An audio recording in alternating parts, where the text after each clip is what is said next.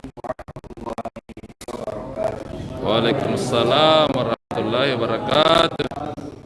Innal hamdalillah nahmaduhu wa nasta'inuhu wa nastaghfiruh wa nu'minu bihi wa natawakkalu alayhi wa na'udzu billahi min shururi anfusina wa min sayyiati a'malina. May yahdihillahu fala mudilla lahu wa may yudlilhu fala hadiya lahu. Asyhadu an la ilaha illallah wahdahu la syarika lahu wa asyhadu anna Muhammadan abduhu wa rasuluhu la nabiyya ba'd.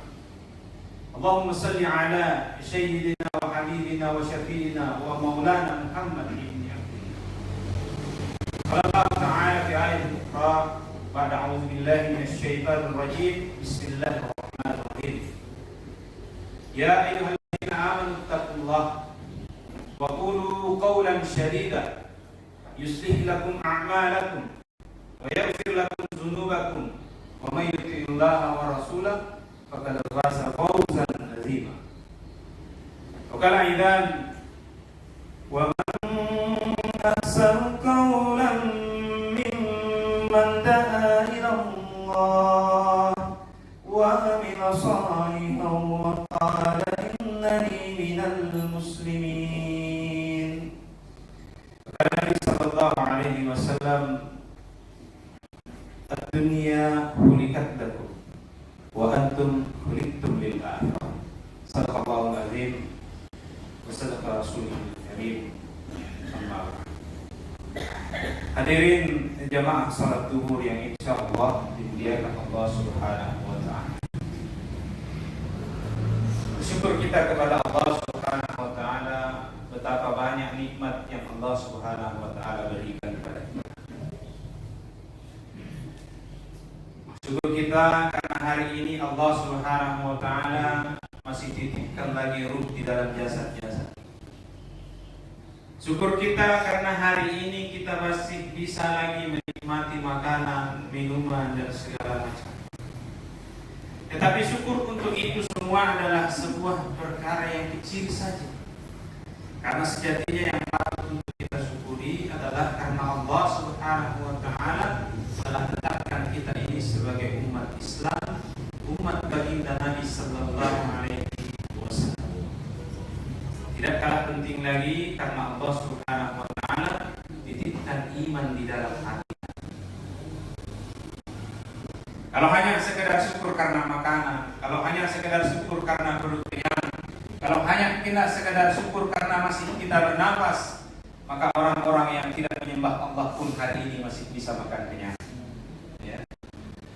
Orang yang tidak kenal Allah pun hari ini masih diberikan napas oleh Allah Subhanahu wa taala. Maka sejatinya kekuatan iman kita yang hantarkan kita ke tempat ini memenuhi panggilan Allah Subhanahu wa taala, perkara itulah yang paling patut untuk kita syukuri hari ini. Hadirin yang dimuliakan Allah Subhanahu wa taala. Semua manusia mau bahagia. Ya. Kerjaannya apa saja dia mau, pasti mau bahagia. Dia jadi polisi, pasti ketika ditanya apa mau bahagia, pasti mau. Mau jadi satpam, apa mau bahagia, pasti juga mau. Ketika pekerjaannya seorang petani, buruh bangunan, seorang pengayuh beca, pasti mau bahagia. Bahkan orang yang hari ini ada dalam lembaga, ketika ditanya apakah dia mau bahagia atau tidak, jawabannya pasti mau. Maka letak hadirnya Allah Subhanahu wa taala, Allah tidak letakkan kebahagiaan dalam jabatan. Allah juga tidak letakkan kebahagiaan dalam harta. Betapa banyak manusia hari ini yang punya jabatan tetapi rasa kehidupannya dia menderita. Buktinya berapa banyak orang punya jabatan malah berujung di penjara, bahkan berujung pada gantung diri karena stres. Karena apa? Dia tidak rasakan bahagia. Orang juga berpikir nanti kalau saya punya istri yang cantik saya bahagia. Tidak. Bukan jaminan itu Pak. Kita punya istri cantik kita bahagia. Berapa banyak orang laki-laki sampai stres masuk rumah sakit jiwa karena istrinya selingkuh, karena istrinya cantik. Tetapi siapa saja Allah jamin Siapa saja yang amalkan agama di dalam kehidupan ini, maka pasti dan pasti dia akan dibahagiakan oleh Allah Subhanahu wa taala. Jangan kira kita hari ini ya di sini lagi salat, ini jaminan kebahagiaan dari Allah kita peroleh. Jika dibandingkan mereka yang hari ini di luar sana, ya, sibuk dengan mencari perkara-perkara kehidupan dunia sampai lupa menempelkan jidatnya ke lantai menyembah Allah. Hari ini boleh jadi dia bahagia, tetapi nanti di akhirat dia akan merasakan penderitaan dalam neraka Allah Subhanahu wa taala. Satu salat kita tinggalkan, kata alim ulama, maka dikatakan kita dihukum, dibuatkan dalam neraka satu buah pintu yang wajib untuk dia masuki. Lamanya di dalam neraka hanya satu wukuf saja. Satu wukuf itu ditafsirkan oleh alim ulama, lamanya 80 tahun. Sebentar saja. Dan hukuman paling rendah menurut apa yang disampaikan oleh orang tua kita, para ustaz-ustaz kita, di dalam neraka adalah dipakaikan sendal yang terbuat dari bara neraka. Ketika dipakai sendal mendidih otak di kepala. Ya, kalau hari ini mau coba-coba rekan-rekan satpam, nanti kalau kembali ke rumah boleh ya tapal dua kumpul otak tanpa medek dicek. Kalau bisa ditahan berarti ada bakat tak masuk neraka. Hadirin yang dimuliakan Allah Subhanahu wa taala. Agama inilah yang akan membahagiakan. Ya. Maka kita niatkan dalam hati bagaimana agar amal-amal agama bisa wujud dalam kehidupan kita. Bukan hanya sekedar salat, bukan hanya sekedar daripada baca Quran, bukan hanya sekedar berpuasa di bulan Ramadan, tetapi agama ini meliputi ibadah. Pertama imaniyah, ibadah, muamalah, muasyarah, dan akhlaknya hendaklah mencontoh-contoh akhlak daripada baginda Nabi sallallahu alaihi wasallam. Hari ini banyak orang yang di luar sana kelihatannya beragama, penampilannya agamais, tetapi sama sekali akhlaknya jauh berbeda dengan akhlak baginda Nabi sallallahu alaihi wasallam. Ibu bapak sekalian yang dimuliakan Allah Subhanahu wa taala, apapun yang terjadi dalam kehidupan kita, apapun yang ditakdirkan Allah Subhanahu wa taala dalam kehidupan kita, itulah yang terbaik. Hari ini seperti saya, Allah berikan, takdirkan jadi polisi. Rekan-rekan sekalian, nanti takdirnya terserah di mana.